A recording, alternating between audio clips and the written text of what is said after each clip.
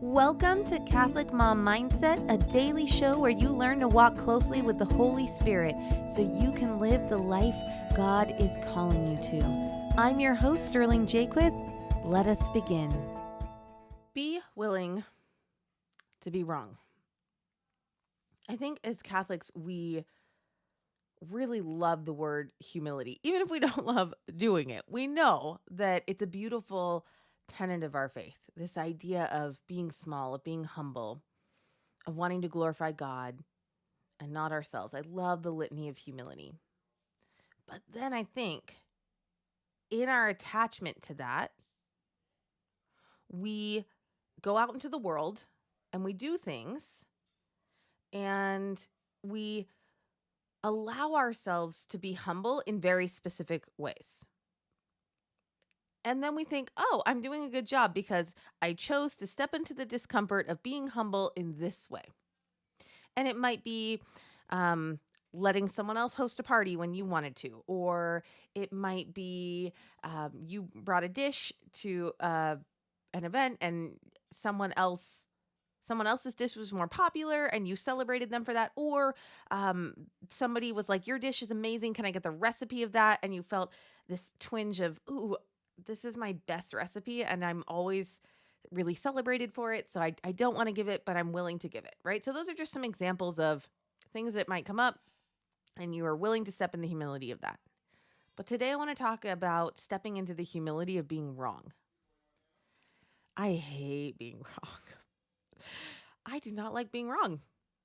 And it has come up a couple times recently where I've had to ask myself, am I just wrong?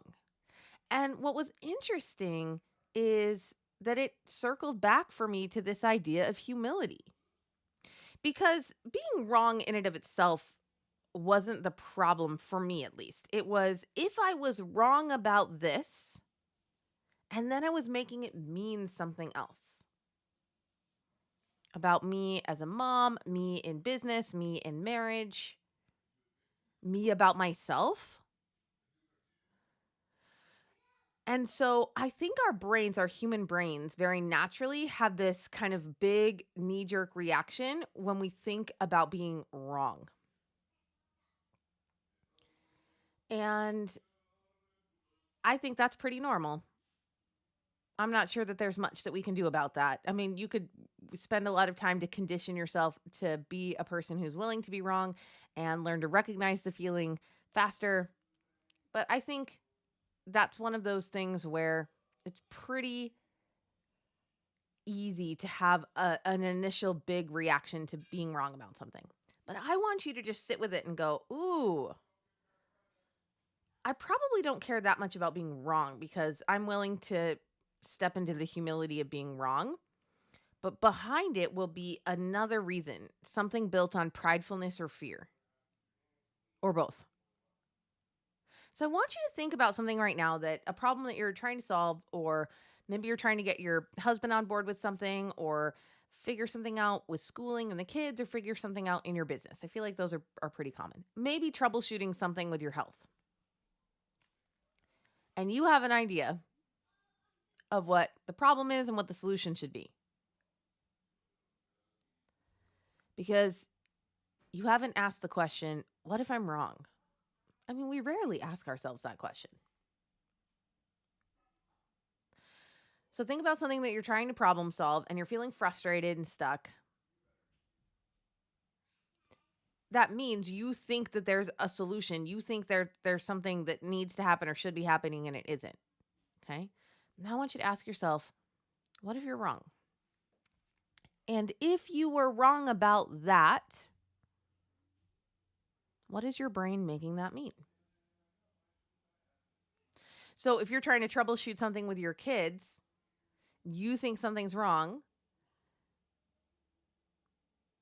And then we come back and we say, either something is not wrong, which is probably not what's actually going to happen. It's probably just that the solution that you think is the right one is not. I feel like our instincts that something is wrong or out of place are pretty good.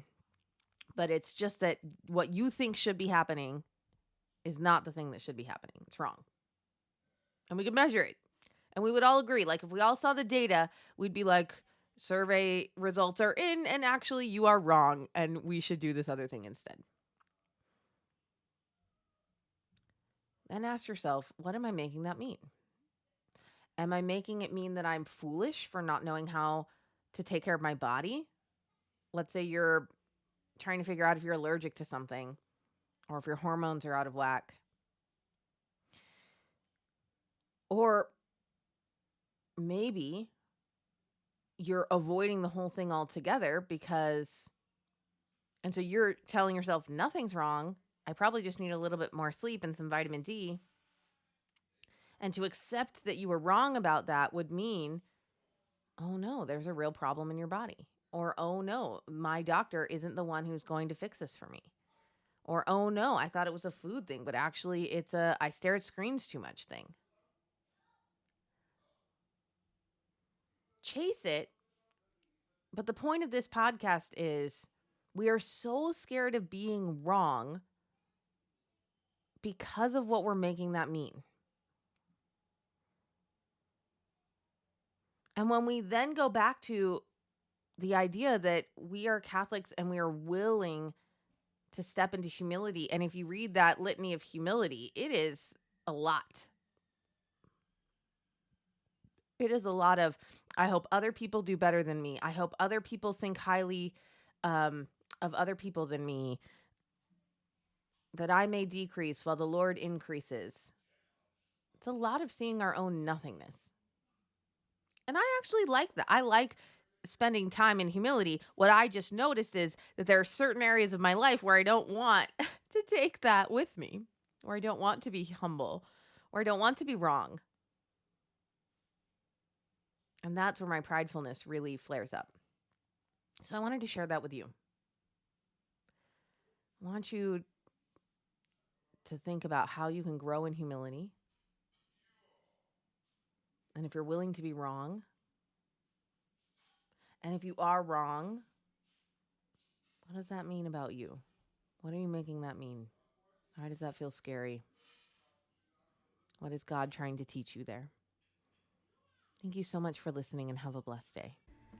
I hope you enjoyed this episode of Catholic Mom Mindset. To learn more about growing closer to the Holy Spirit, check out our free resources at madeforgreatness.co. Thank you so much for listening, and have a blessed day.